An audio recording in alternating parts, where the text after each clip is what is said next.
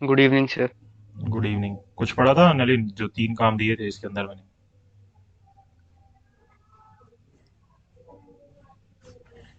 NEET का case बोला था करने के लिए। लेजिटिमेट एक्सपेक्टेशन के बारे में पूछा था। नहीं पढ़ा तो दोबारा आप देखना, आप कल की क्लास में पूछूंगा, परसों। ठीक है, चलो आर्टिकल 15 पे ओके आते हैं। सर। अब जो हमने आर्टिकल 14 देखा था वो क्या देखा था, कि एक वो जर्नल आर्टिकल है। जर्नल आर्टिकल यानी कि वो सबके ऊपर एप्लीकेबल होता है, चाहे वो सिटीजन्स हो चाहे नॉन सिटीजन्स हो, यानी कि एलियन भी होंगे उनके ऊपर भी एप्लीकेबल होगा। जो दूसरी कंट्री से हमारी कंट्री में आ जाते हैं लोग, वो भी आर्टिकल 14 का यूज कर सकते हैं, उनके ऊपर भी एप्लीकेबल होगा। स्क्रीन शेयर हो रही है ना? Yes sir. ठीक है। वसवी, आपने पढ़ा था जो बोला था? सर मैंने खोलने की कोशिश तो की थी, बट हमारे यहाँ पे पावर कट हो रखा है, तो मेरा तो नेट भी नहीं चल रहा ढंग से काम। चलो कोई बात नहीं। तो आर्टिकल 15 को हाँ कहते जी। हैं। आर्टिकल 15 देखो, इसके अंदर जो ओरिजिनल अगर आप देखोगे ना आर्टिकल 15 को, उसके अंदर सिर्फ 3 आर्टिकल्स थे। जब हमारा कॉन्स्टिट्यूशन बना था उसके अंदर 3 आर्टिकल्स थे, लेकिन फिर बाद में धीरे धीरे अमेंडमेंट्स के बाद इसके अंदर 7 आर्टिकल्स कर दिए गए थे। अब ये जो मेरे पास अभी जो सामने बेयर एक्ट है इसके अंदर 6 ही दिख रहे हैं आपको, लेकिन अभी 2019 के अमेंडमेंट के बाद 7 कर दिए थे। जो आपके पास बेयर एक्ट है उसके अंदर देखो कितने दे रखे हैं। सर 5। 5 दे रखे हैं। 5 तो और कम है,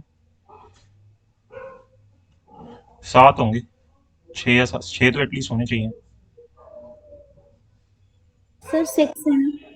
6 है, फिर आप सबका पुराना ही है, अमेंडमेंट वाला नहीं है। अभी 7 2019 में ऐड सर हुआ मेरा था। 2021 का भी इरेक्ट है। आई डोंट नो कि क्यों नहीं उन्होंने फिर ये ऐड किया। ऐड हुआ है 2019 के अंदर अमेंडमेंट। चलो कोई बात नहीं, मैं बता दूंगा। चलो, अब जो हमारा आर्टिकल 15 है, ये क्या है अपने आप में, एक पर्टिकुलर एप्लीकेशन है इसकी। मतलब आर्टिकल 14 की पर्टिकुलर एप्लीकेशन है। जितनी चीजें हमने आर्टिकल 14 में पढ़ी थी उसकी एक पर्टिकुलर एप्लीकेशन हम क्या कर रहे हैं, आर्टिकल 15 के अंदर कर रहे हैं। और जो हमारा आर्टिकल 15 है ये सिर्फ किसके ऊपर एप्लीकेबल होगा, सिटीजन्स के ऊपर एप्लीकेबल होगा।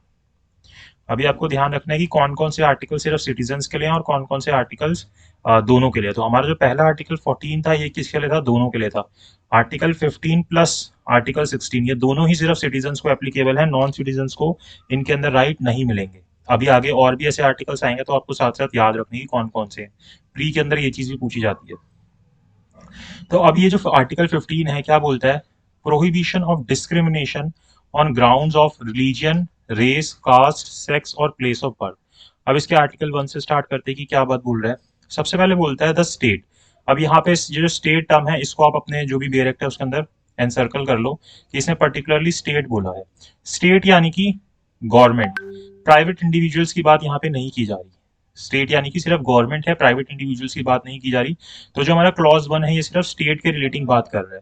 अब क्या बोलता है कि जो स्टेट है यानी कि जो गवर्नमेंट है वो क्या नहीं करेगी, डिस्क्रिमिनेट नहीं करेगी अगेंस्ट एनी सिटीजन। अब यहाँ पे पर्टिकुलरली सिटीजन बोला यानी कि नॉन सिटीजन जो है इसके अंदर इंक्लूडेड नहीं है, उनके ऊपर ये आर्टिकल एप्लीकेबल नहीं है। ऑन ग्राउंड्स ओनली, ये इंपॉर्टेंट वर्ड है, इसको आप एनसर्कल कर लेना, only of religion, race, caste, sex, place of birth और एनी ऑफ देम। अब ओनली का मतलब है कि सिर्फ इन्हीं ग्राउंड्स के बेसिस पे डिफरेंस नहीं करेगी वो।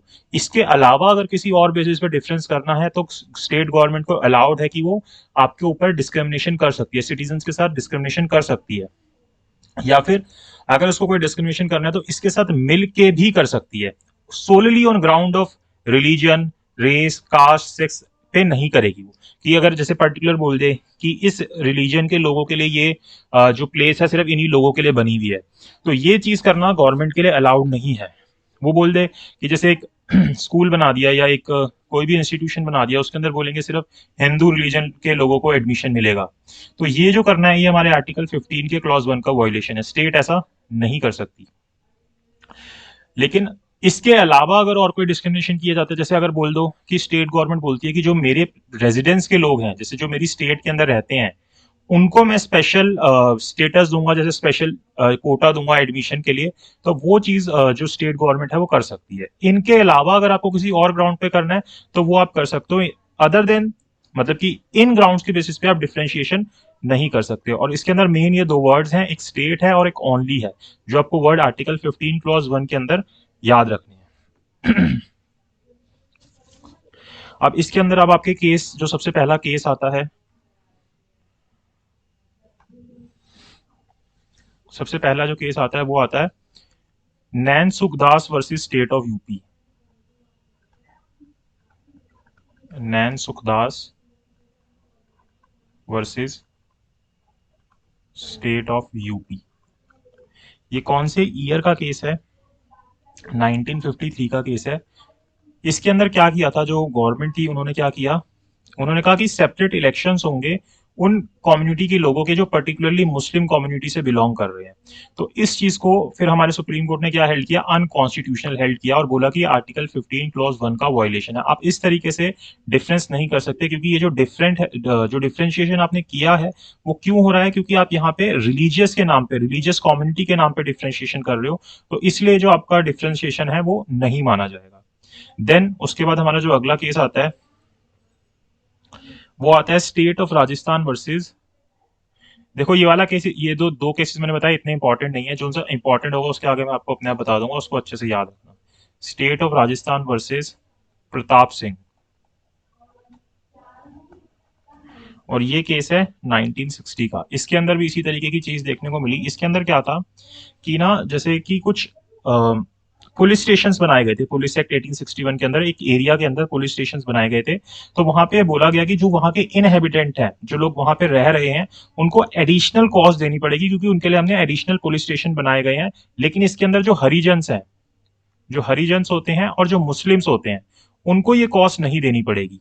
तो यहाँ पे सुप्रीम कोर्ट ने बोला कि फिर से आपने क्या किया, यहाँ पे रिलीजियस के बेसिस पे डिस्टिंग्विश कर दिया, डिस्क्रिमिनेशन कर दिया।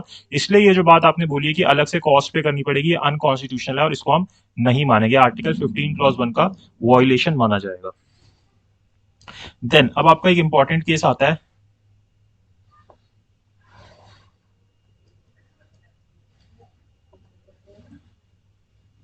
इस केस का नाम है DP Joshi versus state of MP.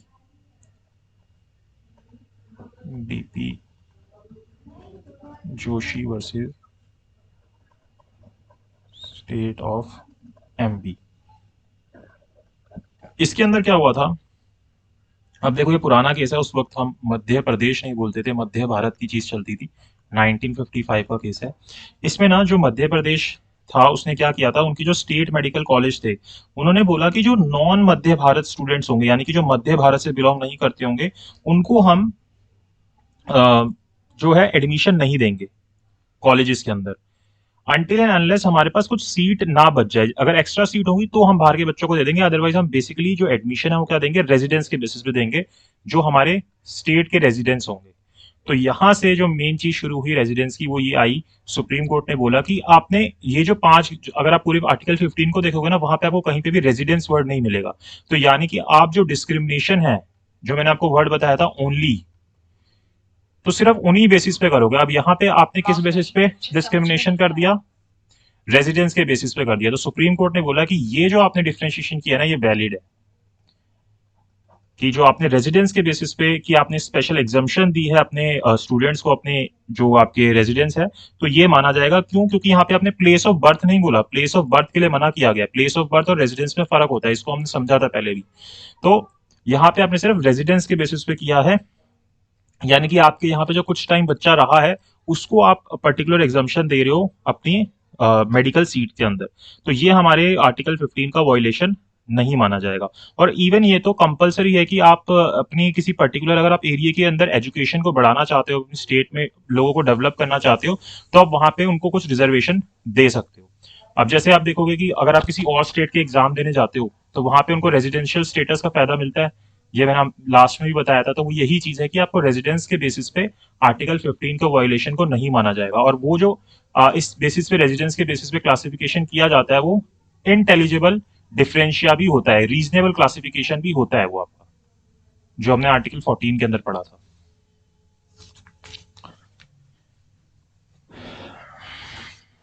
तो आर्टिकल 15(1) के अंदर मेन केस हमारा यही है, DP Joshi versus state of MP का, जिसके अंदर रेजिडेंस वाली बात बोली गई कि रेजिडेंस के बेसिस पे अगर आप कोई डिफरेंशिएशन कर रहे हो, तो वो हमारा उन 5 वर्ड्स के अंदर नहीं आएगा और ये जो है वैलिड माना जाएगा।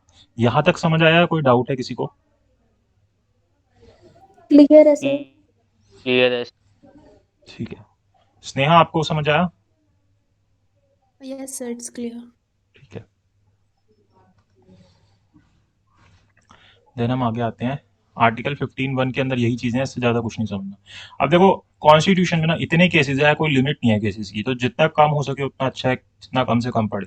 लेकिन ये हमारे फंडामेंटल राइट्स इंपॉर्टेंट है, इसके लिए थोड़ी सी, इसलिए इसमें थोड़ी सी ज्यादा चीजें देख रहे हैं। जैसे जब हमने आर्टिकल 5 to 11 देखा था, वहां तो हमने कोई केसेस ही नहीं देखे थे, क्योंकि वो जरूरी नहीं थे। नाउ आता है आर्टिकल 2। इसके अंदर क्या बोला? No citizen. यहाँ पे नो सिटीजन बोल रहा है, और यहाँ पे क्या बोल रहा था? स्टेट। जैसे हमने आर्टिकल 14 में देखा था ना, स्टेट, ऐसे यहाँ पे स्टेट वर्ड था, लेकिन यहाँ पे क्या वर्ड है? No citizen. तो ये सबके लिए बोल रहा है, कोई भी व्यक्ति ये काम नहीं करेगा। यहाँ पे पर्टिकुलरली स्टेट को बोला था कि स्टेट डिस्क्रिमिनेट नहीं करेगी। आर्टिकल 2 के अंदर बोल रहा है कि कोई भी सिटीजन डिस्क्रिमिनेट नहीं करेगा। इवन हम जो है, हम जो प्राइवेट इंडिविजुअल्स हैं, हम भी किसी के साथ इस तरीके का डिफरेंस नहीं कर सकते। आर्टिकल 15(2) का वायोलेशन माना जाएगा।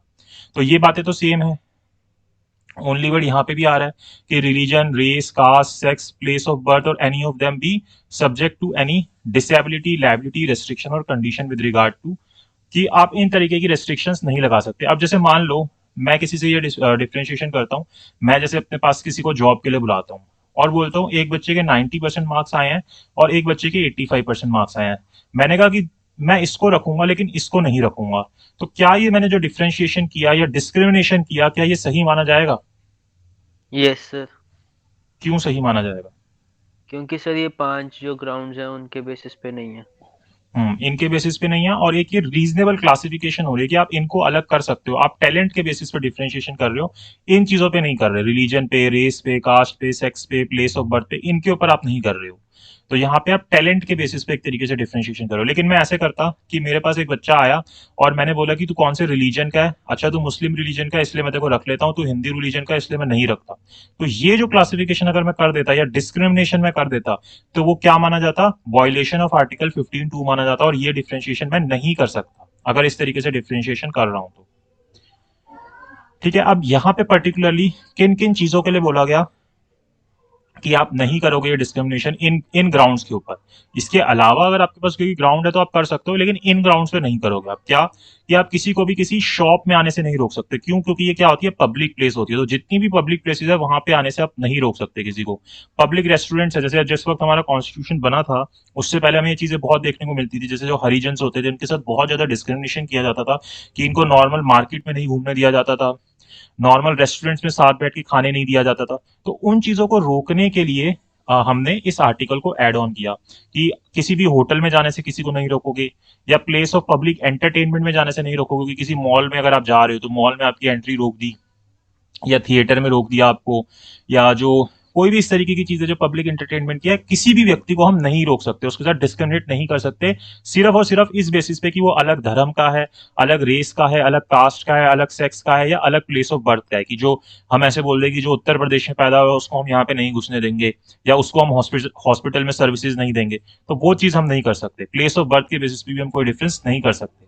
देन इसी तरीके से किसी को हम कोई भी वेल जो है, जो कुएं होते हैं, वो यूज करने से नहीं रोक सकते। Tank, bathing ghats, road, place of public resort maintain wholly or partly out of the state fund, चाहे वो पूरी तरीके से स्टेट फंड से हो या कुछ ना कुछ फंड स्टेट से आ रहा हो, dedicated to the use of general public, की वो जनरल पब्लिक के यूज के लिए डेडिकेटेड हो। लेकिन अगर मान लो मैंने यहाँ पे एक कॉलोनी बनाई, ठीक है, उस कॉलोनी में मैंने क्या किया? मैंने कहा कि ये कॉलोनी ना जैसे जैन की है, सारी जैन जो है वो रहेंगे यहाँ पे, और इन जैनीज ने मिलकर क्या किया कि यहाँ पे एक टैंक बनाया अपना, और बोला कि अपने खर्चे से पूरा टैंक बनाया, और बोला कि हम जो सोसाइटी वाले हैं ना सिर्फ हम इसको यूज करेंगे।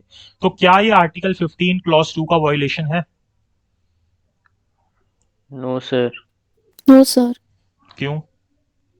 सर तो फिर मतलब सब वेल तो फिर ऐसे तो प्राइवेट प्रॉपर्टी बन गई ना आपकी, आपने एक अपनी सोसाइटी के लिए बनाया है ताकि सोसाइटी के लोग ही यूज कर सके। अब कोई बाहर आके यूज करेगा तो फिर वो तो वैलिड नहीं है ना। क्योंकि एक तो देखो वो होली या पार्टली जो है स्टेट फंड से नहीं बनी हुई, दूसरी बात की वो डेडिकेटेड टू जनरल पब्लिक नहीं है। क्या चीज होनी चाहिए, जनरल पब्लिक को डेडिकेटेड हो। तो यहाँ पे अगर अब कोई बाहर का व्यक्ति यहाँ पे रह रहा है, वो जाके सुप्रीम कोर्ट में रिट फाइल कर दे और बोले कि मेरे को इस तरीके से यहाँ पे नहीं जाने दिया जा रहा और मेरे आर्टिकल 15(2) को वायलेशन किया जा रहा है, तो सुप्रीम कोर्ट बोलेगा ऐसा कुछ नहीं है, आपको क्लॉज बी जो है इस चीज से रोकता है कि यहाँ पे ये जो है इनकी प्राइवेट ही चीज मानी जाएगी, ये पब्लिक नहीं है।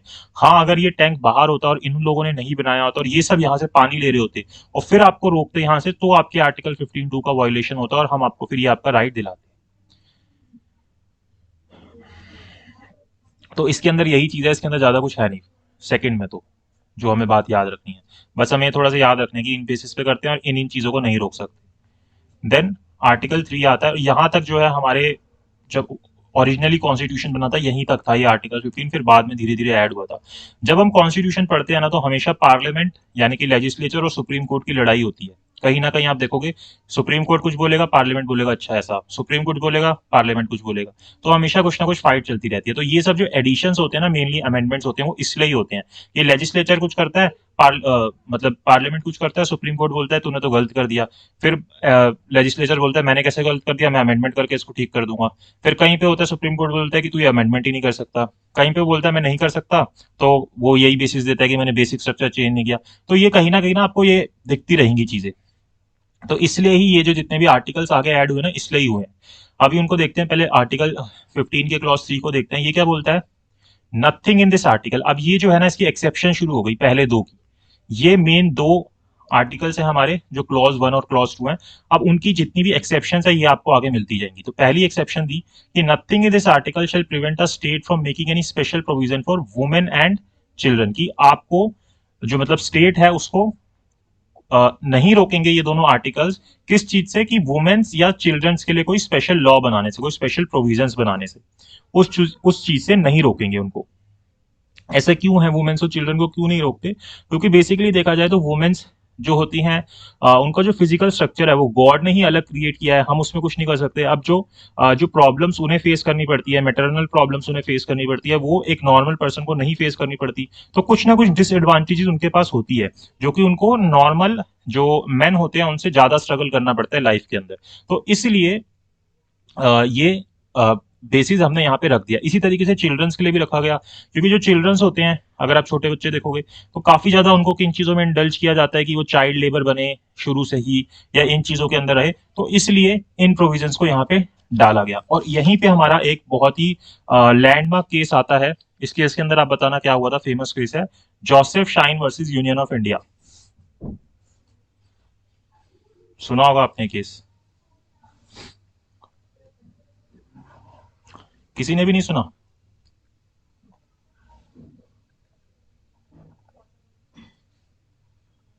अरे इतना फेमस केस है,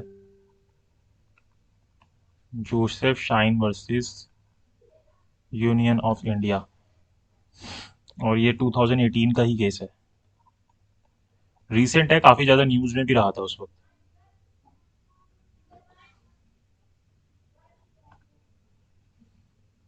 नहीं सुना? यस और नो? No sir. नहीं सुना। No sir. अच्छा, आईपीसी के अंदर एक सेक्शन को अनकॉन्स्टिट्यूशनल डिक्लेयर किया था, कुछ याद आया?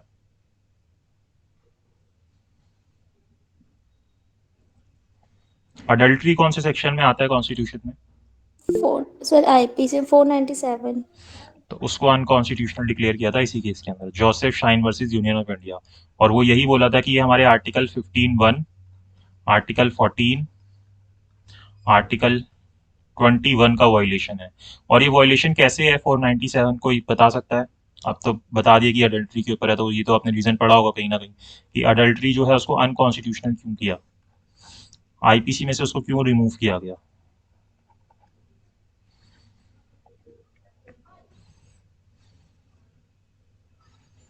अडल्ट्री क्या होती है पता है?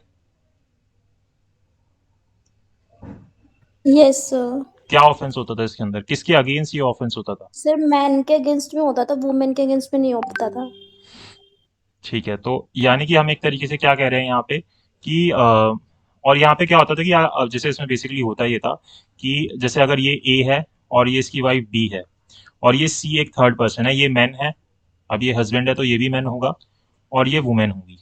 ठीक है, अगर ये इसके साथ रिलेशंस क्रिएट करती है मैरिज के दौरान, ठीक है, तो ये माना जाएगा कि अगर इस वुमेन ने इस मैन के साथ रिलेशन क्रिएट किए हैं आउट ऑफ मैरिज, तो ये जो व्यक्ति है ना, इसने इसके अगेंस्ट ऑफेंस कमिट किया है, ना कि इसके अगेंस्ट, और इसको यहाँ पे इसलिए सजा दी जाती थी क्योंकि ये इसके अगेंस्ट ऑफेंस कमिट कर रहा है। और साथ ही साथ ये भी बोला जाता था कि अगर यहाँ पे हस्बैंड की कंसर्ट ले ली जाती है, सहमति ले ली जाती है, और उसके बाद अगर इस तरीके की चीज रिलेशन क्रिएट किया जाता है, तो ये कोई ऑफेंस नहीं होगा। तो यानी कि कहीं ना कहीं जो वाइफ है, यानी कि जो वुमेन है, उसको क्या ट्रीट किया जा रहा था कि वो कोई एक प्रॉपर्टी है, उसके तो कुछ कहा ही नहीं जा रहा था कि उसने कोई ऑफेंस किया या उसकी कंसर्न थी या क्या चीज थी, उसको एक प्रॉपर्टी की तरह ट्रीट किया जा रहा था। तो इसलिए Joseph shine versus union of India 2018 के केस के अंदर इस सेक्शन को अनकॉन्स्टिट्यूशनल डिक्लेयर कर दिया। कल मैंने एक और सेक्शन बताया था आईपीसी का जिसको अनकॉन्स्टिट्यूशनल डिक्लेयर किया था, कौन सा सेक्शन था? 303। क्या केस था? सर इसमें वो था ना कि डेथ पेनल्टी अगर दोबारा दी जाती थी, अगर वो दोबारा मर्डर अटेम्प्ट करे तो। केस का नाम क्या था? Sir Mittu versus state of Punjab. हाँ जी, तो ये आपका दूसरा केस है जिसने आईपीसी के एक प्रोविजन को हटाया। अब जो आईपीसी है ना, जब जो आप सेक्शन 497 को जब पढ़ोगे, इसका ना प्रोसीजरल पार्ट हमें सीआरपीसी में देखने को मिलता है, और हमने ये पढ़ भी रखा है। पर्टिकुलरली कौन सा 198 सब सेक्शन 2 है सीआरपीसी का, जो कि प्रोसीजर बताता है कि किस तरीके से अडल्ट्री के केस के अंदर कोई कंप्लेंट फाइल होगी और फिर कोर्ट जो है कॉग्निजेंस लेगा। तो यहाँ पे फिर ये चीज हुई कि जब आपका 497 हट गया, यानी कि सब्सटेंटिव पार्ट हट गया, तो अपने आप ही उसके पीछे पीछे जो उसका प्रोसीजरल पार्ट था वो भी हट जाएगा। तो दोनों ही सेक्शन जो है हमारे कॉन्स्टिट्यूशन से रिमूव हो गए इन इस वायलेशन की वजह से, Joseph shine versus union of India की वजह से। लेकिन एक और जगह पे आपका ये जो सेक्शन है अडल्ट्री यूज होता है, वो हमें कहाँ देखने को मिलता है? ग्राउंड फॉर डिवोर्स, कि जो आपका डिवोर्स का ग्राउंड होता है वो अडल्ट्री भी होता है, तो वहां से इसको रिमूव नहीं किया गया। वहां पे अभी भी है कि आप अडल्ट्री के बेसिस पे डिवोर्स मांग सकते हो, लेकिन अडल्ट्री जो है क्रिमिनल ऑफेंस नहीं है।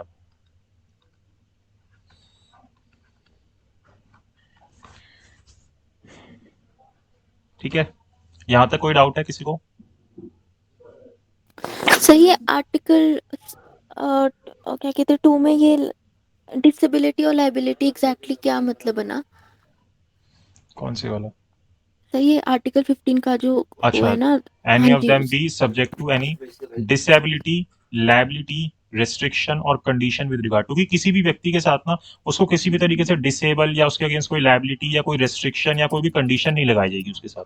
मतलब एक तरीके से ना उसको रोका जा रहा है इस काम से, तो बस इसने इतना मना किया कि आप इस तरीके से कोई भी चीज नहीं करोगे, मतलब उसको एक तरीके से डिसेबल नहीं करोगे कि वो ये काम ना कर पाए, या उसके अगेंस्ट कोई लायबिलिटी क्रिएट नहीं करोगे कि आप अगर ये करोगे तो आपको पहले ये करना पड़ेगा, या उसके अगेंस्ट कोई रेस्ट्रिक्शन नहीं लगेगी कि आपको रोक दिया, डायरेक्टली रोक दिया, कुछ भी नहीं किया, या कोई कंडीशन नहीं लगाओगे कि आप पहले जब आप यहाँ से नहा के आओगे, जैसे बोल दिया कि पहले इस नदी से नहा के आओ फिर आपको यहाँ पे घूमने दिया जाएगा इस पब्लिक प्लेस के ऊपर, तो इस तरीके की कोई भी कंडीशन नहीं लगाई जाएगी। ठीक है सर। और कोई doubt? No sir. Nalin? No sir. Sneha, आपको समझ आया? ठीक है, कोई भी डाउट होगा ना बीच में बोल देना। ठीक है, अब हम वापस आते हैं आर्टिकल। अच्छा, अभी 15(3) के अंदर एक चिल्ड्रन वाली बात भी आती है, तो एक चिल्ड्रन के ऊपर भी यहाँ पे एक केस आता है। ये भी इतना इंपॉर्टेंट नहीं है लेकिन स्टिल हमें समझना है इस केस को। इसके अंदर क्या था, ये Joseph shine versus union of India वाला केस इंपॉर्टेंट है, और जो एक पहले स्टेट ऑफ एमडी वाला बताया था वो भी इंपॉर्टेंट है। देन एक आता है सलील बाली वर्सेस यूनियन ऑफ इंडिया, और ये 2013 का केस है। इसके अंदर क्या बोला गया, मतलब इसके अंदर क्या ऑब्जेक्शन रेज किया गया था व्यक्ति के द्वारा, सलील बली के द्वारा, कि जो हमारा juvenile justice care protection of children act 2000 है, उसके अंदर हमने क्या कर रखा है, मतलब एक तरीके से आप चिल्ड्रन प्रोटेक्शन एक्ट बोल सकते हो, जुवेनाइल जस्टिस एक्ट बोल सकते हो, जो जेजे एक्ट है, उसके अंदर ना हमने एक बच्चे की एज ना 18 साल फिक्स कर रखी है, कि जो 18 साल से कम का होगा ना वो इस एक्ट के अंदर आ जाएगा, जुवेनाइल जस्टिस एक्ट के अंदर आ जाएगा, और जो 18 से ऊपर का हो जाएगा वो इस एक्ट के अंदर नहीं आएगा। अगर वो कोई ऑफेंस कमिट करेगा तो पर्टिकुलरली आईपीसी उसके ऊपर एप्लीकेबल हो जाएगा। तो अब इस पर्सन ने ऑब्जेक्शन रेज किया कि ये जो आपने 18 ईयर्स की एज क्रिएट कर दी ना एक चाइल्ड को बताने के लिए, ये आर्टिकल 15 का वायलेशन है। तो आपको क्या लगता है ये वायलेशन है या नहीं है? नहीं है सर। क्योंकि एक तो पहली बात नहीं जो है सर। हाँ जी, क्योंकि पहली बात तो हमारे जो कॉन्स्टिट्यूशन है उसने साफ साफ आर्टिकल 15 के क्लॉज 3 ने साफ साफ बोला है कि चिल्ड्रन के लिए अलग से प्रोविजन बनाए जा सकते हैं।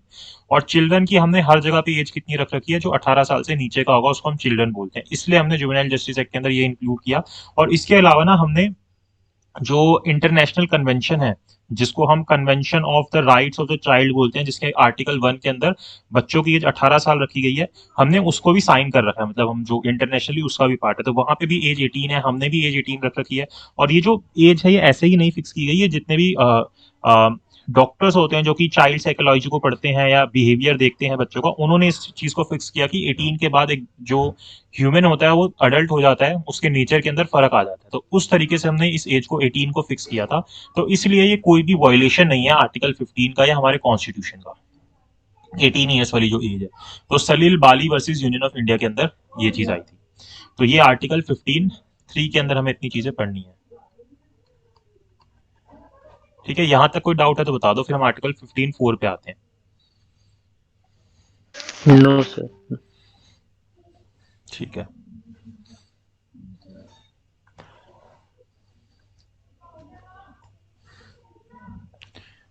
शशिकला आपने प्रियम्बल याद किया था, यस सर। सुनाया था लास्ट क्लास में? हाँ सर, सबसे पहले मैंने सुनाया था। अच्छा, मैं भूल गया, सुनाना। So, we the people of India have solemnly to resolve the Constitute of a sovereign, secure, socialist, secular, democratic republic to secure all the citizen, um, to all the to secure all the citizen justice of social, political, economic, liberty of thought, belief, faith, expression or worship, and equality of status and of opportunity, uh, to people among them all, to promote among fraternity them all. among them, sir. To promote among them all.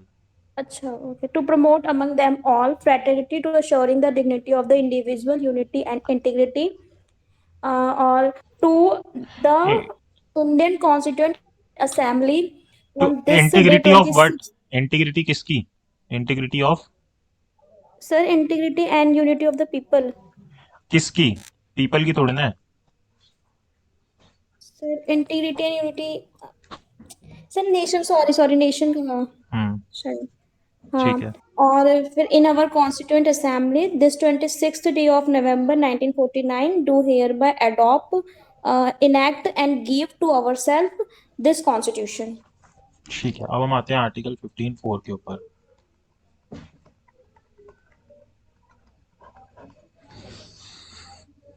Article 2 किस बारे में बात करता है Vasavi?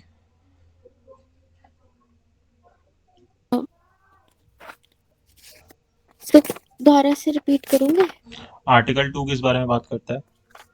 Article 2 sir बात करता है admission and establishment of new states.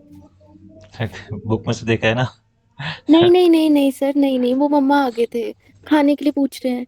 ठीक है, ठीक है। हाँ और जी। आर्टिकल 7 किस बारे में बात करता है खुशी? सर राइट्स के बारे में, कि जो पाकिस्तान माइग्रेट कर जाते हैं फ्रॉम इंडिया। आर्टिकल 12 किस बारे में बात करता है नलिन? फंडामेंटल राइट की डेफिनेशन है। फंडामेंटल राइट की डेफिनेशन है। मेरे को बताओ क्या होती है फंडामेंटल राइट की डेफिनेशन, मैंने तो पहली बार सुनी है। सर मतलब वही फंडामेंटल राइट के बारे में बात करता है कि सर जो फंडामेंटल राइट्स होते हैं वो सर वही तो है। शशिकला किस बारे में बात करता है आर्टिकल 12? Sir, state. स्टेट की डेफिनेशन अच्छा हाँ, देता है। सॉरी, स्टेट की है। फंडामेंटल राइट की डेफिनेशन तो किसी आर्टिकल में ही नहीं है। आर्टिकल 13 सर इनका लॉ इनकंसिस्टेंट के बारे में। ठीक है। Article 14 equality before law sir. Equality before. बाकी ना याद हो, एटलीस्ट फंडामेंटल राइट्स अच्छे से याद रखो, ये मत भूलो। और article 15 sir prohibition on grounds of religion, race, caste और प्लेस ऑफ बर्थ और सेक्स। ठीक है। चलो अब आर्टिकल 15(4) आता है। अब क्या था, ये आर्टिकल 15(4) हमारे ओरिजिनली कॉन्स्टिट्यूशन के अंदर नहीं था। तो अब क्या हुआ, जो स्टेट ऑफ मद्रास थी उसका एक केस आता है, स्टेट ऑफ मद्रास, ये इंपॉर्टेंट केस है, state of Madras versus चंपाकम Dorai राजन। चंपाकम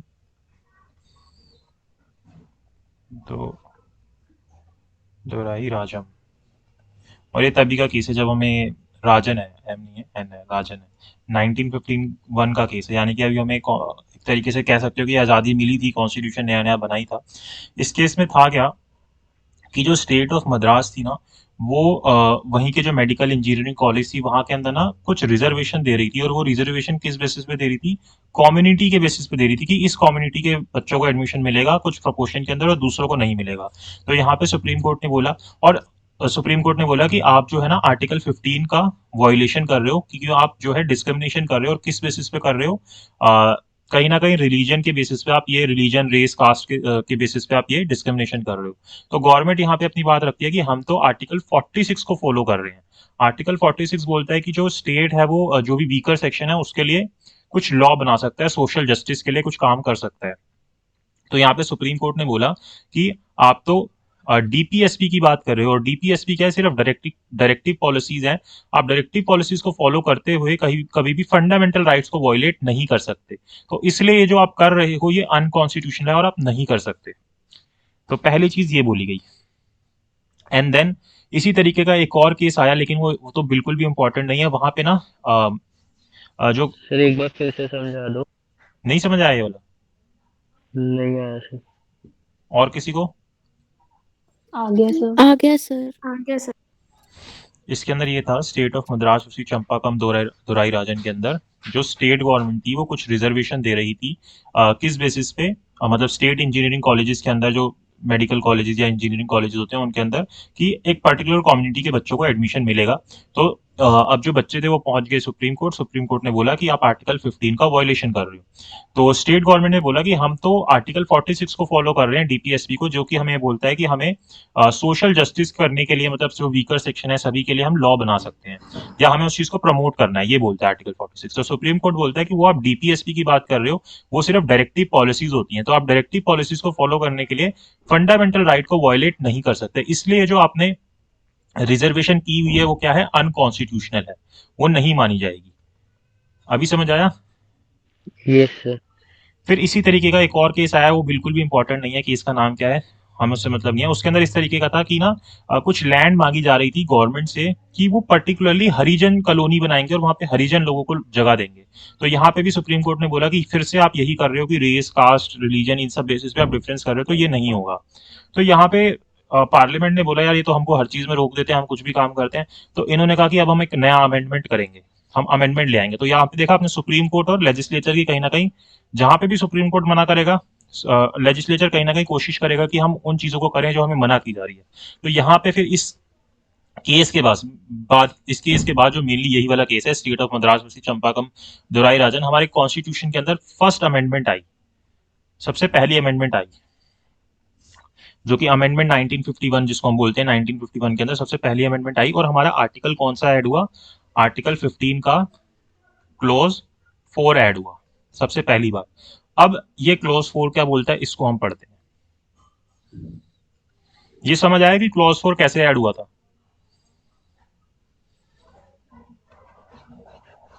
कोई डाउट है? No sir. ठीक है, स्नेहा आपको समझ आया? Yes sir. ठीक है, कुछ होगा तो बोल देना। अब हम आते हैं, अब बोलता क्या है जो इसका क्लोज 4 है।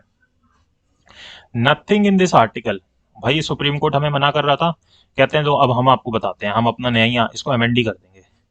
कहता है कि ये जो बातें बोल रहे हो ना आप इस आर्टिकल के अंदर, तीनों के तीनों बातों के अंदर ये, और दूसरा जो क्लॉज 2 है आर्टिकल 9 का, वो हमें प्रिवेंट नहीं करेगा किसी भी तरीके से स्टेट को from making any special provision for advancement of socially and educational backward classes of citizen for the schedule caste and schedule tribe. तो यहाँ पे इन्होंने अपना आर्टिकल अमेंड किया और उन्होंने बोला कि हमें आर्टिकल 15 किसी भी तरीके से रोकेगा नहीं कि हम कोई स्पेशल प्रोविजंस नहीं बना सकते, किसके लिए, socially and educationally backward classes के लिए, जिसके अंदर शेड्यूल कास्ट और शेड्यूल ट्राइब्स इंक्लूड होगी। तो इन्होंने एक अपना ही आर्टिकल अमेंड करके ये चीज ऐड कर दी।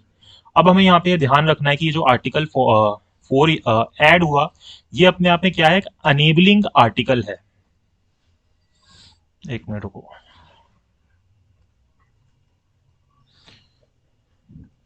ये एक अनेबलिंग आर्टिकल है। अनेबलिंग आर्टिकल का मतलब होता है जो कि आपको कुछ करने के लिए ताकत देता है, पावर देता है, लेकिन ये आपसे फोर्स नहीं करेगा आपको कुछ करने के लिए।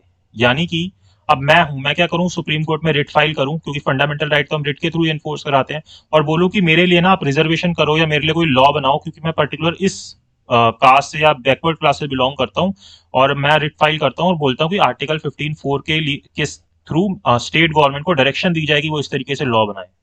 तो ये चीज करना जो है अलाउड नहीं है, स्टेट गवर्नमेंट ये चीज नहीं कर सकती। मतलब कोई पर्सन जो है वो ये चीज नहीं कर सकता कि किसी को, मतलब स्टेट को एनफोर्स नहीं कर सकते इससे। यहाँ पे स्टेट को पावर मिली है कि स्टेट करना चाहेगी तो स्टेट कर सकती है, यहाँ पे आप स्टेट को एनफोर्स नहीं कर सकती कि आप इस चीज को करो। समझ आई ये बात?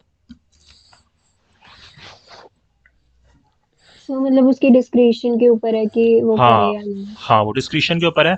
एक सेकंड रुको, मेरा इसमें चार्जिंग लगाऊं, चार्जिंग खत्म हो गई, एक सेकंड।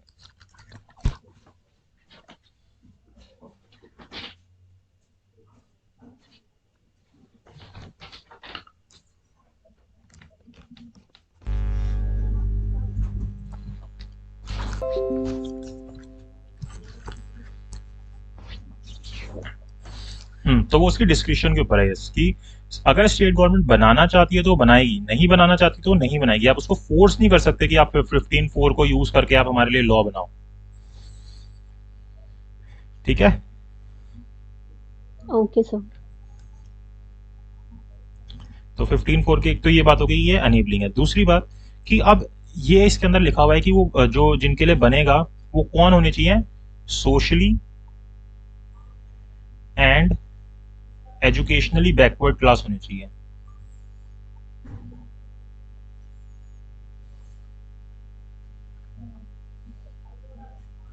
जिनके लिए यहाँ पे लॉ बन सकते हैं। तो यानी कि इसके सिवाय आप और किसी के लिए नहीं बनाओगे, जो सोशली और एजुकेशनली बैकवर्ड है उनके लिए बनाओगे। अब यहाँ पे क्वेश्चन राइज होता है कि कौन सोशली या कौन एजुकेशनली बैकवर्ड होगा, ये हम कैसे पता लगाएंगे? ये तो हमें यहाँ पे बोला नहीं आर्टिकल 14 के अंदर कि कौन बैकवर्ड क्लास से बिलोंग करेगा। तो इसके लिए हम यूज करते हैं आर्टिकल 340 को। आर्टिकल 340 क्या कहता है कि जो प्रेसिडेंट है ना, जो हमारी कंट्री का प्रेसिडेंट होगा, वो एक कमीशन अपॉइंट कर सकता है। क्या कर सकता है? कमीशन अपॉइंट कर सकता है। और वो कमीशन क्या काम करेगी? जो कमीशन बनाएगा वो इन्वेस्टिगेट करेगा। जो भी कमीशन बनेगी, जैसे उसके अंदर प्रेसिडेंट जो भी हेड होगा, चेयरमैन होगा, जितने भी लोग होंगे, एक कमीशन बनाई जाएगी जो क्या करेगी, इन्वेस्टिगेट करेगी उन कंडीशंस को जिसके थ्रू हम ये पता लगा सके कि कौन लोग एजुकेशनली और सोशली बैकवर्ड है। और जब ये रिपोर्ट मिलेगी, जो भी इस कमीशन की रिपोर्ट होगी, उसकी बेसिस पे हम बताएंगे, मतलब जो गवर्नमेंट है वो बताएगी या प्रेसिडेंट जो है वो बताएंगे कि कौन बैकवर्ड क्लास से बिलोंग करता है। एक तो आर्टिकल 340 इस चीज के अंदर हमारी हेल्प करता है। देन हमने अभी 2018 के अंदर 2018 में हमने अपने कॉन्स्टिट्यूशन के अंदर अमेंडमेंट की थी, first 102nd amendment, 102nd amendment. और इसके अंदर हमने ऐड किया था आर्टिकल 342A। इस आर्टिकल के थ्रू हमने क्या किया था, पर्टिकुलरली यही चीज को ना हमने एक स्पेसिफिक तौर पर ऐड कर दिया था कि जिसके अंदर प्रेसिडेंट जो होता है, अगर वो किसी स्टेट के लिए इस तरीके की चीज डिसाइड करना चाहता है, जैसे यहाँ पे तो जनरल था कि कमीशन करके वो डिसाइड करता है, आर्टिकल 342 था कि किसी पर्टिकुलर स्टेट के लिए अगर वो इस तरीके से कोई कमीशन अपॉइंट करना चाहता है तो उस कमीशन अपॉइंट कर सकता है विद कंसर्ट ऑफ गवर्नर, जो वहाँ का गवर्नर है। एंड देन फिर वो जो कमीशन अपॉइंट हुई होगी पर्टिकुलर स्टेट के लिए, वो बताएगी कि उस स्टेट के अंदर कौन बैकवर्ड और सोशली, मतलब सोशली एंड एजुकेशनली बैकवर्ड है। तो इस तरीके से हमें पता चलेगा कि कौन सोशली एंड बैकवर्ड क्लास का है। ये जो यहाँ पे आर्टिकल 14 के अंदर ये जो वर्ड यूज हुआ है, सोशली एंड एजुकेशनली बैकवर्ड, तो ये हमें किस तरीके से पता चलेगा? एक तो आर्टिकल 340 को यूज करके और दूसरा आर्टिकल 342A को यूज करके। पर्टिकुलरली स्टेट्स के लिए हो गया और एक जनरल हो गया, यानी कि आप बोल सकते हो सेंट्रल लेवल पे भी बोल सकते हो। तो ये इसके लिए हो गया। यहाँ पे कोई डाउट है? No sir. ठीक है। अब Yes, sir. यहाँ पे हमारा एक और इम्पोर्टेंट केस आता है। फिर से वही बात है कि सुप्रीम कोर्ट और इनके बीच में लड़ाई चलती है, वो कभी भी खत्म होने वाली नहीं है, क्योंकि सुप्रीम कोर्ट ऐसी चीज बिठा दी लेजिस्लेचर पे जो उसको कुछ भी गलत नहीं करने देती। अब यहाँ पे क्या किया कि माइसोर, जो स्टेट ऑफ माइसोर है, बाद में नाम चेंज हुआ था, जो स्टेट ऑफ माइसोर है 1963 के अंदर है। इस केस का नाम है, ये भी इंपॉर्टेंट केस है आपका, MR बालाजी। अब देखो जो मंडल कमीशन है ना, वो भी हमें डिस्कस करनी है, लेकिन इस वाले आर्टिकल 15 16 में डिस्कस करेंगे, वहां पे ज्यादा अच्छे से हम डिस्कस कर पाएंगे। जो मंडल कमीशन है वो इंपॉर्टेंट है। मंडल कमीशन, स्टेट ऑफ माइसोर। अब इसके अंदर क्या किया, जो स्टेट ऑफ माइसोर थी ना, वो क्या करती थी कि वो रिजर्वेशन देती थी। और रिजर्वेशन ना, पता है कैसे देती थी? वो इतनी ज्यादा रिजर्वेशन दे देती थी, जैसे जो आर्टिकल 15(4) को यूज करके, मतलब इस लेवल तक पे रिजर्वेशन दे देती थी वो, कि स्टेट के अंदर जो सीट्स होती थी ना एजुकेशन इंस्टीट्यूशन की, वो 90% तक रिजर्व हो जाती थी। इतनी ज्यादा रिजर्वेशन दे देती थी। और इसके अलावा ये रिजर्वेशन कैसे करती थी, इसने ना बैकवर्ड, जैसे हमने एक टर्म पढ़ा कि बैकवर्ड क्लास के लिए करेंगे ना, कि सोशली या एजुकेशनली बैकवर्ड होना चाहिए, इसने एक और क्लास क्रिएट कर दी स्टेट ऑफ माइसोर ने, मोर बैकवर्ड क्लास, की एक तो बैकवर्ड होंगे और एक मोर बैकवर्ड होंगे, एक और क्लास क्रिएट कर दी। तो अब ये चीज पहुंच गई supreme court, mister Balaji versus state of Mysore के केस के अंदर। तो यहाँ पे सुप्रीम कोर्ट ने बोला कि ये जो आपने एक तो क्लासिफिकेशन किया, ये ठीक नहीं है, कि आप इस तरीके से बैकवर्ड और मोर बैकवर्ड का जो क्लासिफिकेशन है वो नहीं कर सकते। देन आप इतनी ज्यादा रिजर्वेशन दे रहे हो 90% की, तो जो जनरल लोग हैं जो अपने टैलेंट से आगे आना चाहते हैं, वो कैसे आएंगे? तो यहाँ पे एक रिकमेंड किया गया कि जो रिजर्वेशन होगी वो कितनी होगी, 50% की ही होगी। 50% से ज्यादा आप रिजर्वेशन नहीं करोगे। सबसे पहले इस केस के अंदर ये बात बोली गई, मिस्टर या MR Balaji versus state of Mysore के केस के अंदर। इस केस के अंदर ये हेल्ड हुआ। देन इसके बाद एक काफी फेमस केस आता है, और वो भी इंपॉर्टेंट है, जिसको हम आर्टिकल 16 के अंदर और अच्छे से डिस्कस करेंगे। ये वाला नोट कर लिया ना? Yes sir. ठीक है, हटाता हूँ। Yes, sir. ठीक है। केस आता है Indira Sahni versus union of India. ये केस का नाम सुना होगा आपने, Indira Sahni versus union of India. बहुत फेमस केस है, मंडल कमीशन का केस भी बोलते हैं इसको, जिसके अंदर 1992 में इतने ज्यादा वो हुए थे, क्या कहते हैं, राइट्स वगैरह हुए थे, दंगे हुए थे इसके चलते। और आपने वो आरक्षण मूवी भी देखी होगी, वो भी कहीं ना कहीं आर्टिकल 15 के इन्हीं चीजों से बात करती है। तो इस केस के अंदर क्या हुआ, जो Indira Sahni versus union of India, इसने बोला कि जो जैसे स्टेट ऑफ माइसोर ने क्लासिफिकेशन कर रखी थी बैकवर्ड और मोर बैकवर्ड क्लास के अंदर, ये क्लासिफिकेशन ठीक है। बैकवर्ड और मोर बैकवर्ड के अंदर ये क्लासिफिकेशन ठीक है। क्यों ठीक है, इसका रीजन दिया यहाँ पे सुप्रीम कोर्ट ने। बोला कि अब ऐसा होता है कि बैकवर्ड में भी ना कुछ लोग ऐसे होते हैं जिनके पास रिसोर्सेज होते हैं, और कुछ होते हैं जो जिनके पास बिल्कुल रिसोर्सेज नहीं होते। तो अगर आप सिर्फ इतना सही क्लासिफिकेशन रखोगे बैकवर्ड का ही, तो ये जो लोग हैं ना, जो आगे वाले लोग हैं, यही आगे बढ़ पाएंगे और ये अभी भी पीछे छूट जाएंगे। तो इसके अंदर हमें मोर बैकवर्ड क्लास बनाना जरूरी है। और साथ ही साथ जो 50% वाली बात थी, वो भी यहाँ पे इंदिरा साहनी वाले केस के अंदर कंफर्म कर दी कि ये बात जो है वो आपने सही बोली है कि 50% तक की ही मैक्सिमम रिजर्वेशन होनी चाहिए। और इसी केस के अंदर हॉरिजॉन्टल और वर्टिकल रिजर्वेशन का भी कंसेप्ट हमने देखा। हॉरिजॉन्टल एंड वर्टिकल क्लासिफिकेशन का भी जो है डिफरेंस हमने देखा। अब ये क्या होता है हॉरिजॉन्टल एंड वर्टिकल क्लासिफिकेशन?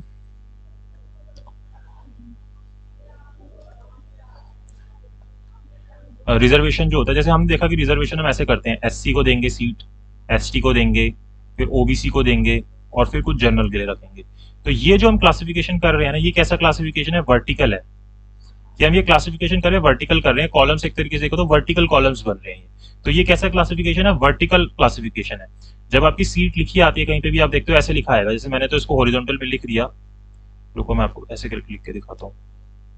कैसे लिखे आती है कि जनरल के लिए इतनी सीट्स, SC के लिए इतनी सीट, ST के लिए इतनी सीट, OBC के लिए इतनी सीट, फिर EWS भी आता है, पहले नहीं होता था EWS के लिए इतनी सीट। तो इस तरीके से लिखा आता है। तो ये जो क्लासिफिकेशन मैंने की ना, ये कैसी है? वर्टिकल क्लासिफिकेशन है। एंड देन फिर इसके अंदर क्या होता है, कुछ क्लासिफिकेशन आपको ऐसे देखने को मिलेगी कि SC में भी वुमेन्स के लिए पर्टिकुलरली इतनी सीट हो जाएंगी, और ट्रांसजेंडर्स के लिए इतनी सीट हो जाएंगी। जैसे अभी मैंने आपको कल ट्रांसजेंडर वाला केस भी बताया था कि ट्रांसजेंडर के लिए भी अब हम रिजर्वेशन रखेंगे। क्या केस का नाम था?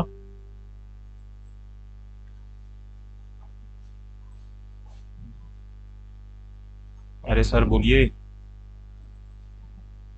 रिवाइज नहीं करते क्या? ट्रांसजेंडर को राइट्स मिलेंगे, ये बातें हमने डिस्कस की थी कल।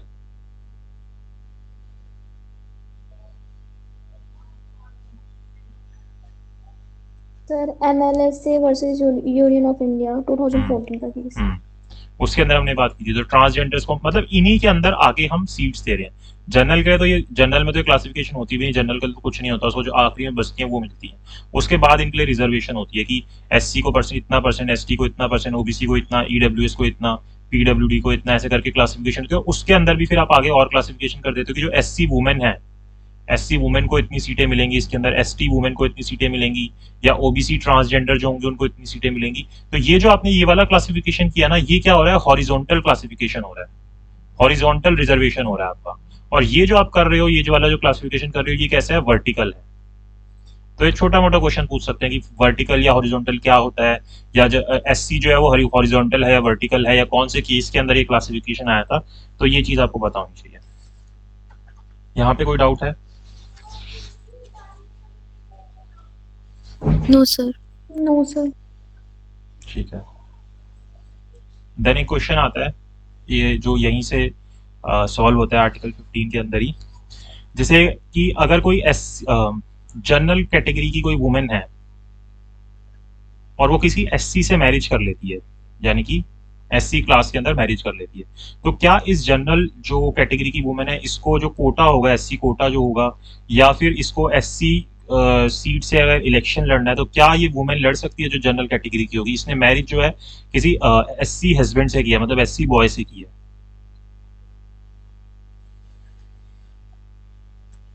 यस और नो? स्नेहा आप भी बोल सकते हो जो आपको लग रहा है। यस सर, शायद यस। मिलेंगे सर। वासवी कह रही है कर सकते हैं, और शाशिकला? यस सर, कर सकते हैं। स्नेहा आपके हिसाब से? यस सर, कर सकते हैं। बट इसका आंसर है no.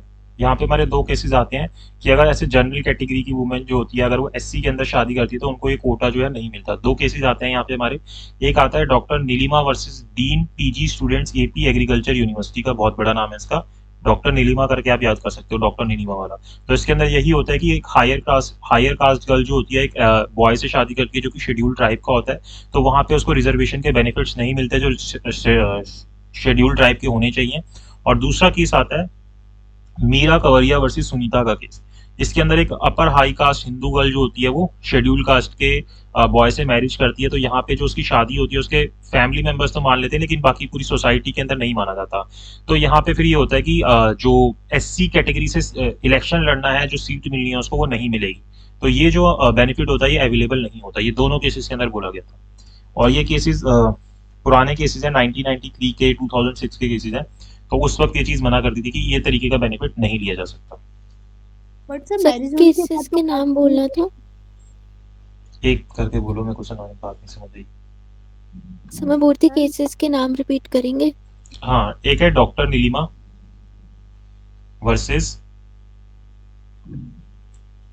Dean of PG studies AP agriculture, dean of PG studies AP agriculture university, dean of PG studies AP agriculture university Hyderabad, dean of PG studies AP agriculture university Hyderabad. और दूसरे case का नाम है मीरा कंवरिया versus Sunita, Meera कंवरिया versus Sunita. हाँ जी बोलो स्नेहा, क्या कह रहे हो? मैं ऐसे बोल रही थी कि मैरिज के बाद तो कास्ट चेंज हो जाती है ना। हाँ, कास्ट चेंज हो जाती है, लेकिन पर्टिकुलरली सुप्रीम कोर्ट ने बोला कि ये बेनिफिट उनको नहीं मिलेगा अगर इस तरीके से कोई वुमेन शादी करती है। इन विच प्रोविजन सर, कौन से प्रोविजन में बोला है सर ने? प्रोविजन केस के अंदर बोला ना, पर्टिकुलरली इस केस के अंदर बोला कि अगर आप जैसे कि जो इस तरीके से मैरिजेस होंगी उसके अंदर आपको बेनिफिट नहीं मिलेगा। ये इन्हीं केसेस के अंदर बोला, किसी भी एक्ट के अंदर नहीं बोला, किसी प्रोविजन में नहीं बोला उन्होंने पर्टिकुलरली इन केस के अंदर बोला सुप्रीम कोर्ट ने। तो जब वो यहाँ पे कॉन्स्टिट्यूशनल बात की होती है, जब आर्टिकल 15 के रिलेटिंग की बात हो रही थी कि आप इस तरीके से डिस्क्रिमिनेशन कर रहे हो कि अब आप हमें जो है एससी के अंदर रिजर्वेशन नहीं दे रहे, तो सुप्रीम कोर्ट के पास ये बात गई, तो जितनी रिजर्वेशन वाली बात होती है वो आर्टिकल 15-16 के अंदर ही आती है। तो ये चीज भी फिर सुप्रीम कोर्ट के सामने गई कि आप इस तरीके से वुमेन को रिजर्वेशन नहीं दे रहे, तो फिर वहां पे सुप्रीम कोर्ट ने हेल्ड किया कि वुमेन्स जो हायर कास्ट की होंगी या किसी और कास्ट की होंगी, मतलब जनरल कैटेगरी की होंगी, और वो अगर एससी एसटी के अंदर मैरिज करती है तो उनको एससी एसटी का बेनिफिट नहीं मिलेगा। और सर अगर मान लो वुमेन ही एससी एसटी कास्ट की और उसने किसी जनरल आदमी से शादी किया है तो उसके बाद उसका बेनिफिट छीन लिया जाएगा? ये चीज तो किसी अभी केस के अंदर हेल्ड नहीं हुई, तो इसका एग्जैक्ट आंसर मुझे नहीं पता कि ऐसा होगा या नहीं होगा। तो उससे कास्ट बदल जाती है? कास्ट तो बदलती है, बट ये देखना पड़ेगा कि बेनिफिट मिलेगा नहीं मिलेगा। वही चीजें हैं, सुप्रीम कोर्ट भी डिसाइड ही करता है। अब एग्जैक्टली इसका आंसर यस और नो में तुम नहीं बोल सकता, बट कोई केस सर्च करना पड़ेगा इस चीज के ऊपर कि ऐसा होगा या नहीं होगा। अच्छा ठीक है सर। देन ये वाली बात हो गई हमारी।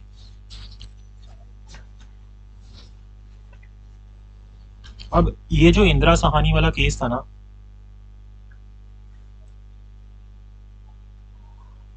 आप सर्च कर सकते हो, वैसे अगर आपको सर्च करना हो ना मिल जाएगा तो शेयर करना, तो सबके साथ शेयर कर लेंगे। अब ये जो इंदिरा साहानी वाला केस था ना, इसके अंदर ये जो रिजर्वेशन थी कि भाई इस तरीके से 50% रिजर्वेशन दी जा सकती है और बैकवर्ड और मोर बैकवर्ड के अंदर हम क्लासिफिकेशन कर सकते हैं, लेकिन ना इसके अंदर ये हेल्ड हुआ था कि जो हायर एजुकेशनल इंस्टीट्यूशंस हैं जैसे कि आईआईटी, आईपीएम या जो पोस्ट ग्रेजुएट लेवल के इंस्टीट्यूशंस होते हैं, वहां पे आपको इस तरीके से रिजर्वेशन क्रिएट नहीं करने दी जाएगी आर्टिकल 15(4) को यूज करते हुए। और फिर इसके बाद बहुत सारे केसेस भी आए, मतलब इससे पहले के भी बहुत सारे केसेस है जहाँ पे ये चीजें बोली गई थी, एंड देन फिर फाइनली सुप्रीम कोर्ट ने अमेंडमेंट सॉरी हमारे लेजिस्लेचर ने अमेंडमेंट की। तो क्या केसेस थे वो मैं आपको बताता हूँ। सबसे पहला केस आता है टीएमए वर्सेस टीएमए पाई फाउंडेशन है, ये TMA pi foundation versus state of Karnataka. यानी कि ना एक तरीके से अब क्या था कि हमें क्या क्वेश्चन को सॉल्व करना था कि जैसे हमने देखा ये आर्टिकल 14 के अंदर हमने देखा कि ये क्या बोल रहा है कि सोशली या एजुकेशनली बैकवर्ड क्लास के लिए कौन स्टेट कर सकती है और कौन से इंस्टीट्यूशंस के अंदर जो स्टेट के इंस्टीट्यूशंस होंगे उनकी बात हो रही थी कि उनके अंदर ये रिजर्वेशन क्रिएट की जा सकती है। अब 1951 का ही देखो ये अमेंडमेंट है, जब ये ऐड हुआ था, जिस वक्त ये ऐड हुआ था तो उस वक्त हमारे ज्यादातर स्टेट ऑन्ड इंस्टीट्यूशंस होते थे, प्राइवेट इंस्टीट्यूशंस तो इतने ज्यादा बढ़ नहीं रहे थे। तो जब ये अमेंडमेंट की गई तो हमारे जो गवर्नमेंट थी उन्होंने इतना सोचा तो था नहीं कि क्या होगा आगे फ्यूचर में। तो लेकिन जब बाद में इनको इंटरप्रिटेट किया जा रहा था तो हमें ये समझ आ रहा था कि जो प्राइवेट इंस्टीट्यूशंस होंगे वहां पे रिजर्वेशन नहीं होगी, लेकिन जो स्टेट ऑन्ड इंस्टीट्यूशंस होंगे उनके अंदर आप इस तरीके से सोशली या एजुकेशनली बैकवर्ड क्लास के लिए रिजर्वेशन या कोई स्पेशल प्रोविजंस बना सकते हो उनकी एडवांसमेंट के लिए। अब ये प्रॉब्लम अराइज होगी कि प्राइवेट इंस्टीट्यूट्स में नहीं कर पा रहे या जो हायर एजुकेशन के उनके अंदर नहीं कर पा रहे, तो फिर बहुत सारे ऐसे केसेस आने लग गए जहां पे हमें ये चीज देखने को मिल रही थी कि जो गवर्नमेंट है वो प्राइवेट इंस्टीट्यूट्स के अंदर ये नहीं कर पा रही थी। जैसे कि सबसे पहला केस आया था जहां पे गवर्नमेंट नहीं कर पा रही थी, TMA pi foundation versus state of Karnataka का केस के अंदर, और ये केस है 2003 का। इसके अंदर क्या था, मतलब जो पर्टिकुलरली बोला गया, पूरे फैक्ट्स तो हम नहीं जानेंगे, सिर्फ इतना सा बोला गया कि जो स्टेट है वो प्राइवेट एजुकेशनल इंस्टीट्यूशंस के अंदर कोटा फिक्स नहीं कर सकती। जितने भी प्राइवेट इंस्टीट्यूशंस होंगे उनके अंदर कोटा फिक्स नहीं कर सकती, वो अलाउड नहीं किया गया था, क्योंकि यहाँ की गवर्नमेंट जो थी वो इस तरीके से कोटा फिक्स कर रही थी, प्राइवेट इंस्टीट्यूशंस के अंदर रिजर्वेशन कर रही थी कुछ परसेंटेज, तो ये चीज के लिए मना कर दिया गया। सबसे पहले ये चीज इस केस के अंदर मना की गई। देन फिर एक और केस हमें देखने को मिला, Islamic academy versus state of Kerala. Islamic academy versus state of Kerala, ये भी 2003 का ही केस है। इसके अंदर बोला कि जो गवर्नमेंट है ना, जो स्टेट है, यानी कि वो कोटा तो फिक्स कर सकती है किसी एजुकेशनल इंस्टीट्यूशन के अंदर, चाहे वो प्राइवेट भी है, लेकिन वो फिक्स फीस नहीं फिक्स कर सकती कि फीस कितनी होगी। कोटा फिक्स कर सकती है लेकिन फीस को फिक्स नहीं कर सकती, Islamic academy versus state of Kerala के केस के अंदर। देन ये बात हेल्ड हुई। फिर तीसरा केस आता है हमारा, उस केस का नाम है PA Inamdar case. PA Inamdar versus state of Maharashtra का केस है। ये लिखा जाएगा यहाँ पे पूरा, मैं पेज मिटा देता हूँ इसलिए।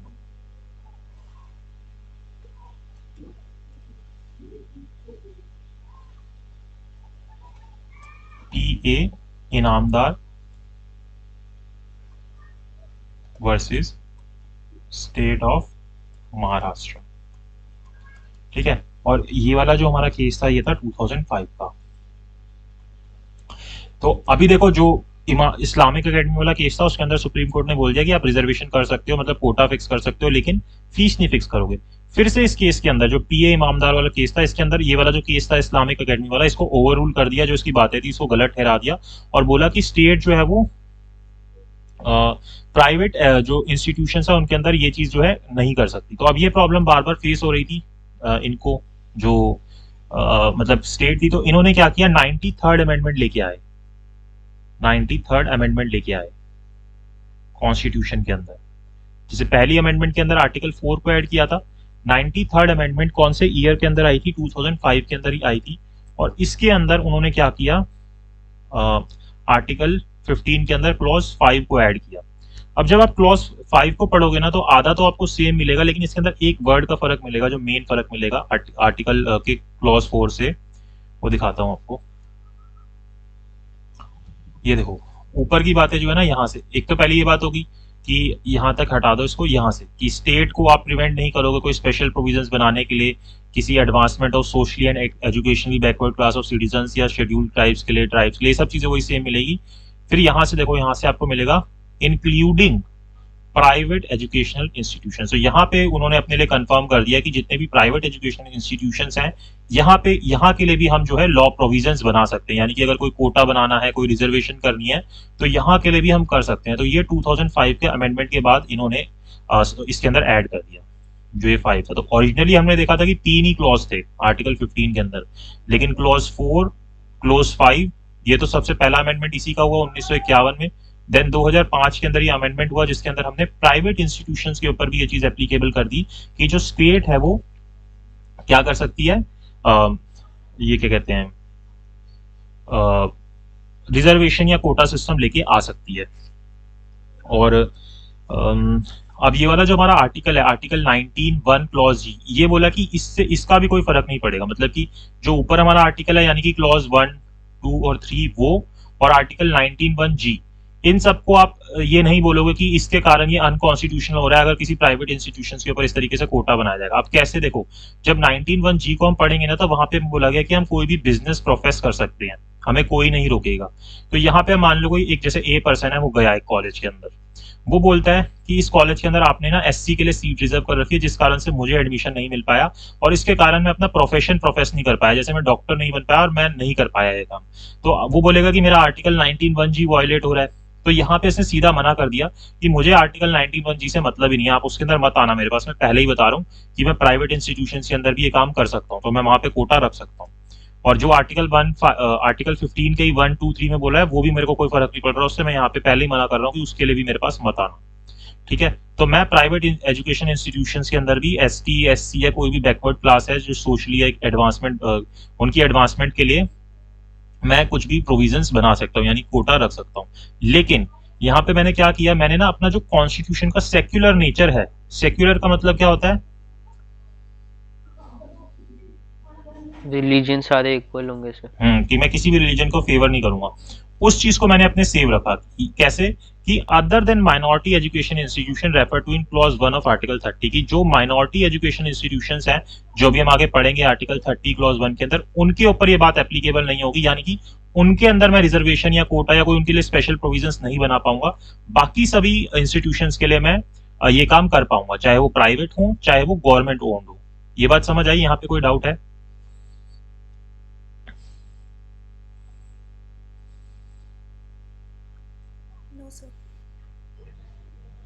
सर आगे समझ। ठीक है। अब यहाँ पे अब ये ऐसा तो था नहीं कि एकदम से भी हमने अमेंडमेंट कर दी 2005 में हो गया और अब उसके बाद कुछ हुआ ही नहीं। फिर इसके बाद क्या हुआ कि एक केस हुआ सुप्रीम कोर्ट के अंदर जिसके अंदर इसको बोला गया कि अनकॉन्स्टिट्यूशनल है, यानी कि आप हमेशा कुछ चेंज होगा कॉन्स्टिट्यूशन जाएंगे, चेंज होने से पहले सुप्रीम कोर्ट जाएंगे, पहले सुप्रीम कोर्ट बाद में सुप्रीम कोर्ट, बीच में ये चेंज करते रहेंगे। अब यहाँ पे केस आता है Ashok Kumar Thakur versus union of India का। वो अशोक कुमार ठाकुर, ये भी आपका थोड़ा इंपॉर्टेंट ही है, वर्सेस यूनियन ऑफ इंडिया।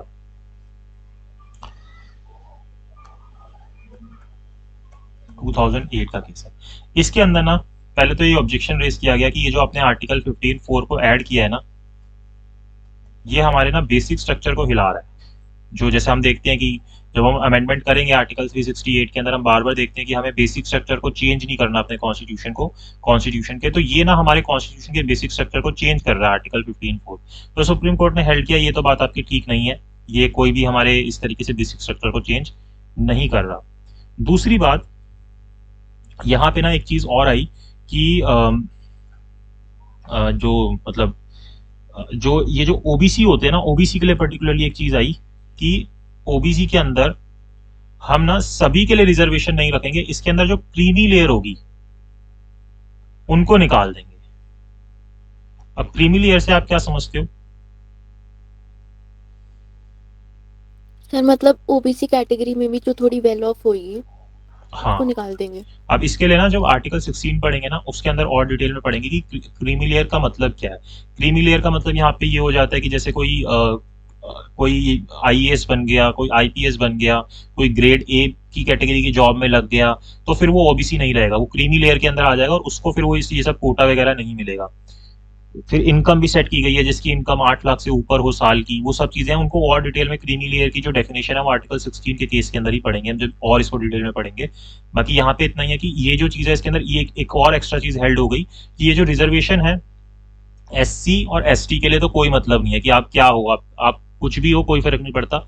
लेकिन ओबीसी के अंदर अगर आप क्रीमी लेयर से हो तो फिर आपको ओबीसी का जो बेनिफिट है वो नहीं मिलेगा जो मिलता है।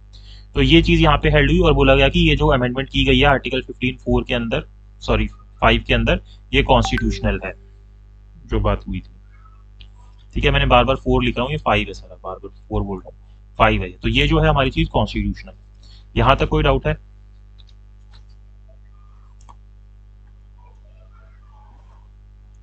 No sir. ठीक है, एट प्रेजेंट जानते हो कितनी रिजर्वेशन है, जनरल रिजर्वेशन कितनी है हमारे कॉन्स्टिट्यूशन के हिसाब से, किसके लिए कितनी रिजर्वेशन है? देखो, जो हमारे ओबीसी है ना, ओबीसी के लिए 27% रिजर्वेशन है, लेकिन वही इसमें से क्रीमी लेयर निकाल दो आप। दूसरी एससी के लिए जो आती है वो 15% रिजर्वेशन है। इसके बाद एसटी के लिए जो आती है वो 7% रिजर्वेशन है। और जो चौथी कैटेगरी अभी रिसेंटली ऐड हुई है ईडब्ल्यूएस की, उसके अंदर कितनी है? 59% है, 59% मिलती है हमें, सॉरी 59 बोल रहा हूँ, 10% मिलती है। तो इन टोटल ये 59% हो जाती है। अगर यहाँ तक देखोगे सिर्फ तो 49% है, बट अभी ये 59% हो जाती है। इनको भी 10% दिया गया है इकोनॉमिकली वीकर सेक्शन को। अब ये जो इकोनॉमिकली वीकर सेक्शन है ना, ये हमारे क्लॉज 6 के अंदर ऐड हुआ था। अच्छा, मैं पहले शुरू में 7 बोल गया था ना, गलती से बोल गया था, 6 ही है, मैं 7 बोल रहा था बार बार, 6 ही है। ये हमारे 2019 के अमेंडमेंट में ऐड हुआ था। मेरे दिमाग में 7 आ रहा था, लेकिन 6 ही है। जो 6th क्लॉज ऐड हुआ था ये 2019 के अंदर ऐड हुआ था, और ये हमारी कौन सी अमेंडमेंट थी? 103rd अमेंडमेंट थी 2019 की, जिसके अंदर ना हमने क्या ऐड किया कि जो ईडब्ल्यूएस के लोग होंगे, यानी कि इकोनॉमिकली वीकर सेक्शन के लोग होंगे, जो इकोनॉमिकली वीक होंगे, उनको हम स्पेशल रिजर्वेशन देंगे। कितने परसेंट की? 10% की। जैसे इन सब के लिए हम रिजर्वेशन कर रहे थे, तो हमने एक इसके लिए भी ऐड कर दिया, और मेरे हिसाब से बहुत अच्छी रिजर्वेशन ऐड किया है इन सब के कंपैरिजन में, क्योंकि हम ये चीजें तो हटा नहीं सकते, ये अभी हटाना पॉलिटिकली बहुत मुश्किल है, इन चीजों को हटाना। लेकिन इस चीज को ऐड करना पॉसिबल था, तो इसलिए इसको ऐड कर दिया, क्योंकि यही चीज बोली जाती है कि आप इकोनॉमिकली बेसिस पे कर दो, लेकिन ये चीजें रिमूव कर दो। लेकिन अभी भी कुछ सोसाइटी में चीजें हैं जिस वजह से ठीक है, और बाकी पॉलिटिकल भी इनको हटाना ईजी नहीं है कि आप इनको हटा सको। तो इस चीज को ऐड तो हम कर सकते थे, इसलिए हमने इकोनॉमिकली वीकर सेक्शन को ऐड कर दिया। तो देखो ये क्या बोलता है, नथिंग इन दिस आर्टिकल और क्लॉज, ये वाला आर्टिकल 19 वाला, वही जो मैंने अभी आपको बताया था, यहाँ पे सेम चीज यहाँ पे है। और clause 2 of article 29 shall prevent the state from making, की ये चीजें जो है स्टेट को नहीं रोकेंगी कोई भी स्पेशल प्रोविजन बनाने से। किसके लिए? इकोनॉमिकली वीकर सेक्शंस के लिए, सिटीजन्स के, other than class mention in 4 और 5। जो ये SC ST या बैकवर्ड क्लास जितनी भी है, उनको छोड़ के जितने भी इकोनॉमिकली वीकर सेक्शन सिटीजन्स हैं, उनके लिए भी स्पेशल प्रोविजंस डाला गया कि इनके लिए भी हम लॉ बना सकते हैं, प्रोविजंस बना सकते हैं गवर्नमेंट जो है.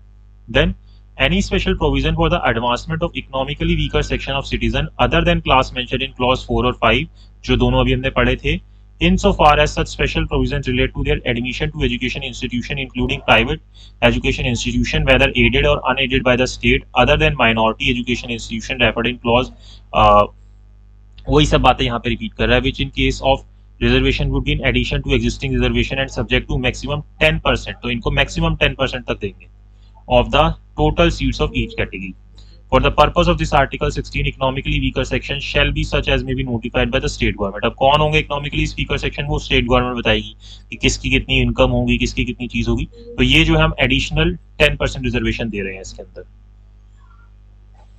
ठीक है, तो ये हमारा आर्टिकल 16 है जो हमने करना था, सॉरी 15 है जो हमने करना था. अभी 15 के अंदर तो इतनी ही चीजें हैं. इस पूरे आर्टिकल में अभी कोई डाउट है तो बताओ. क्लियर है सर.